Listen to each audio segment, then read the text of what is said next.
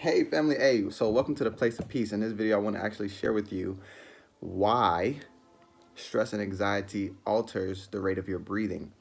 So to give y'all this insight, I'm gonna put into a little story form, you know what I'm saying? And we're gonna have this insight in a couple seconds. So when it comes to stress and anxiety, what we have to understand is that our body's an electrical system. So we have a nervous system which sends electrical signals to the different organs and the different joints, ligaments, and things of this nature. So what happens when you get stressed out is that your emotional body tightens up and stress hormones are now released into the bloodstream and into the body. This comes from the endocrine system, which actually processes and organizes the hormones, right? So when you get stressed out, let's imagine what that actually feels like, what that actually looks like. So let's jump into a scenario. Let's say that we are at the supermarket, the grocery store, right? And behind the scenes, we have a disgruntled with one of our sisters. You know what I'm saying? She stepped over the line. You know what I'm saying? There's no coming back for her. Don't talk to her if you like me. All those type of things, right? So now you arrive to the supermarket because you're about to go ahead and grab some bananas and some strawberries and things, and you see Shawty. You see this lady just like standing in the same aisle you're walking into. You know what I'm saying? And this lady has done some things that you can't come back from. So what happens? Well, immediately y'all lock eyes, you're gonna remember the emotions that you have for the person because the person's face is like a symbol to how you feel. So as soon as you see them, what happens first? Boom, your heart rate goes up immediately. That's the first thing. Then the second thing might be you might make some bad decisions because at that time of stress or that time of tension, we don't actually cognitively process our thoughts the same way. We just kind of listen to our emotions and we do that. So the first thing we thinking is, nigga, it's about time to smack a weave. You feel me? So we move from a casual state to an alerted state. They say this called flight or flight.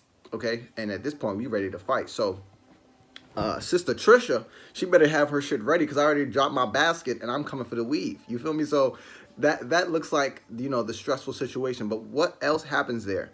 What we have to notice is that our breathing changes when we get stressed, when we get tension, or when we feel tension, or frustration. Any of these things, any of their like kinds, cause our breathing to become shorter because it causes the body to become strict or restricted with the emotion of stress, and that causes all the electrical functions to kind of like have an extra load on them.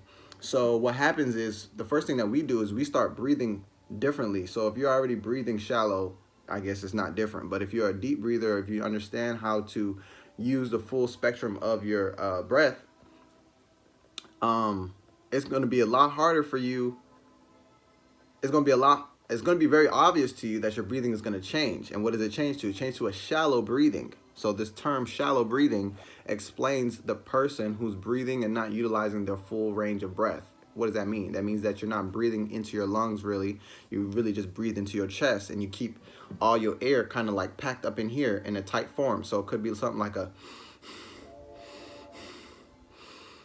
type of breathing that we do on a regular basis. Not as fast as I'm talking to video. But anyways, it's normally like we find ourselves in this state of, it's like frozen stillness, but it's more like ice, not like relaxed. It's more like rigid, okay? And that rigid breathing that we do, it keeps us in that stressful state because even after the moment, or let's say we go back into the car or whatever, if we don't know how to regroup ourselves and bring ourselves back, you know, we're going to continue the day underneath that stress, underneath that anxiety, underneath that tension.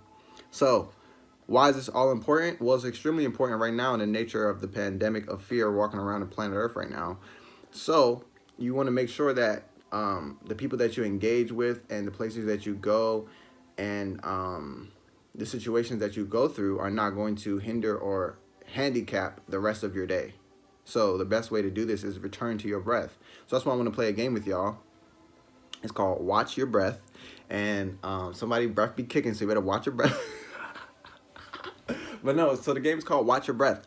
Because in the process of meditation, if you're not familiar with meditation, I'm about to have you super familiar. The process of meditation is the process of aligning yourself to your breath. When I say yourself, I'm talking about your attention, your focus, your thought. So you align your thinking with your breath. What does that look like? Well, it looks like inhale, exhale, and you allow for the air to enter into your body through the nose and allow the same air to exit through the mouth. And when you do this, you're watching the breath because you're watching the cycle of breathing, the full cycle, okay? The full cycle. Normally, people are not watching the full cycle because no one has taught them how to breathe. So I'm giving you the insight right now.